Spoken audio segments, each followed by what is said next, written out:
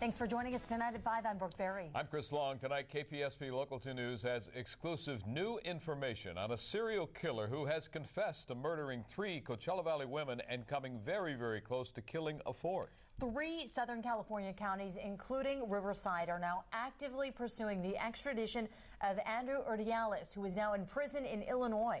KPSP Local 2 reporter and our legal analyst David Wohl joins us now with these exclusive details, including an interview with the only woman to live through Urdiales' 10 years of deadly attacks. And Chris, Brooke, 3 different chief prosecutors, including our own Rod Pacheco, are now formally seeking the extradition of Andrew Urdiales, a man who has confessed to murdering 8 women. 3 of those women were killed right here in the Coachella Valley. Tonight you'll hear part 1 of the incredible story of a 4th woman who barely escaped with her life. We want to warn you, much of her story is graphic. Andrew Urdiales has confessed to murdering 8 different women across the nation, including 3 women right here in the Coachella Valley. Urdiales grew up and graduated high school in Illinois. He later became a Marine and was stationed at 29 Palms. He fought in Operation Desert Storm and was honorably discharged in 1991. According to court documents, his first murder happened 5 years prior to his discharge. Urdiales' first victim was an Orange County student, Robin Brandley, who he killed in 1986. In July 1988, he killed Julie McGee, whose body was found in Cathedral City. In 1989, Urdiales killed Tammy Irwin of Palm Springs. And in 1995, he killed Denise Maney, whose body was found on Indian Avenue in Palm Springs. The former Marine has also been convicted of killing 3 Illinois women in the mid-1990s. He remains in prison for those killings. Only 1 woman escaped Urdiales' homicidal rampage. A little guy pulls up in a car. And when I say little, he didn't seem big or scary. He wasn't threatening at all. It was September of 1992. Jennifer Asbenson was 19 years old and was about to board a bus in Palm Springs when she was approached by a motorist. Andrew Urdiales asked Asbenson if she needed a ride. Initially, she declined his offer. He was just going to leave, basically, so I went over and he said, "I know I'm a stranger. You shouldn't take a ride with a stranger." And I laughed and I said, you know, everything was like, who would say that if they were some crazy? Asbenson then decided to take Urdiales up on his offer.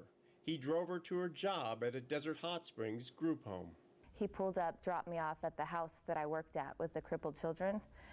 And he said, along the way, he had asked the hours I worked there. I was really naive. I told everybody everything. I trusted everybody.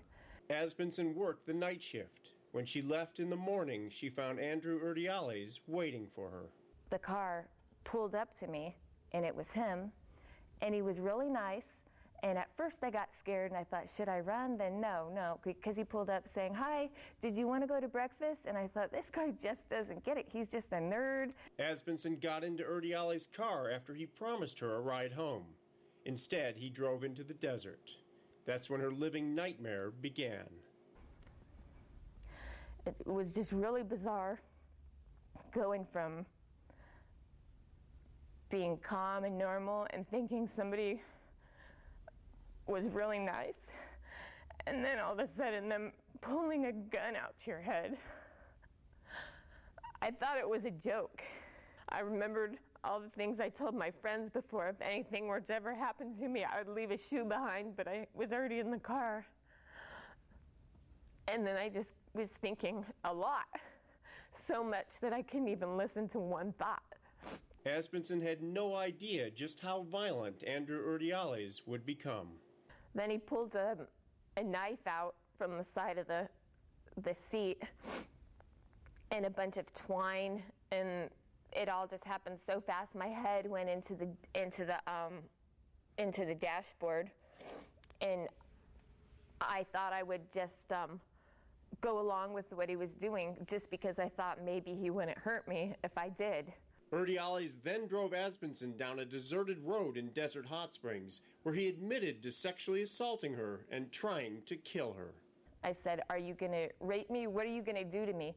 Well, you're not going to get away with it. People know me around here. Everybody knows me. They're driving up and down the roads right now. And so he just leaned over, he put a hat on me, and he put sunglasses on me. And I said, oh, hat and sunglasses is really going to help? And so he put my seat all the way back, and I just sat there staring at the roof as he bring me to the middle of nowhere. Incredible woman. Tomorrow in part 2, you'll hear Jennifer Asbenson's incredible account of her abduction, assault, and the superhuman courage she drew upon to escape a homicidal madman. We'll also update you on the extradition of Andrew Urdiales to Southern California. Live in studio, I'm David Wohl, KPSB Local 2 News. And a preview of that story tonight on Nightside at 11. Tonight, Desert Sands Unified School District decides